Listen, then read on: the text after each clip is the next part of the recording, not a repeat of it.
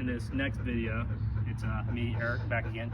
But in this next video, now that you got to know me a little bit, you know which sports team I like in baseball.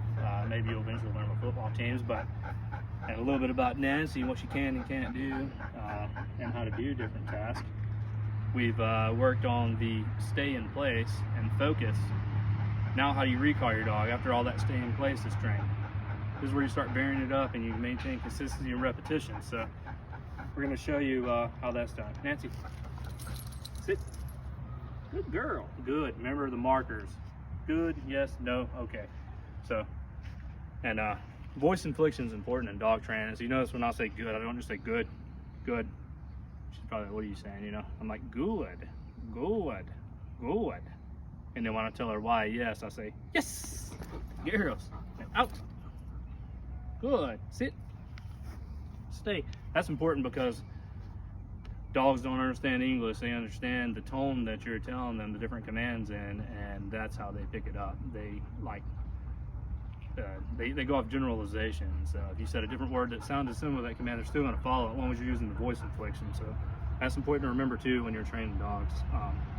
So we're going to work on the recall now. Stay, good. Now I'm telling her stay, good, good, good. Now you stop saying good because you want to recall her, and then you're going to take your toy here and entice her by saying your dog's name. So there's Nancy. So I'm going to say, Nancy, Nancy, yes. Ooh, good girls. Oh, good girls. Good girl. Your dog might not be as intense because she is a Belgian Malinois, so she's a little rowdier, but out. Out. Good girl. Good. Sit. Stay. Okay, when you first start doing this, you want to vary it. Don't just do a whole bunch of recalls. Do a recall like that, but reinforce it as I did. You want to pay them for the recall as soon as they get there. Good, stay. And then you're going to come back. And then you're going to go back into a pay in place. That way you vary it. Yes, good girls. Good girls. Out. Good, stay. And if your dog doesn't like, sit. Yes. Come here. Sit. Good. Stay. If your dog doesn't like a tug, a Kong, any kind of toy reward, you can always use food. You can do all this stuff with food. Little hot dog pieces. Come in, pop a hot dog piece. Carry a little hot dog pouch. It works good. It's just enough for them to taste the food and then reinforce the behavior and keep them moving. You can use it just like this, especially if your dog doesn't know an out or doesn't have motivation. I'll teach the out in a different video. So, if I was a real picky dog trainer, I'd correct that behavior that she laid down, even though I told her to sit. But we're working on the stay in place, so don't get too caught up in the sitting down and the stay in place. She's staying, and that's what I want. So same thing,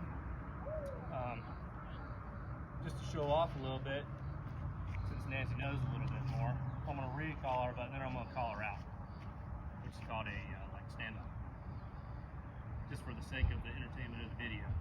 So make sure to always pay your dog when you're first teaching this task, because you want to reinforce the command. Same thing. Nancy. Out. Good girl. Yes, good girls. And you just go back and forth with that. So you're going good girls. You're going into a good girls. You're going into a recall and a stay in place. So it's just back and forth, like stay in place, recall, stay in place. Eventually your dog will know both commands. It's easy. You know, if your dog will catch on way faster than you think. Like a lot of people think it's rocket science, and it is not bad at all. Easy to teach.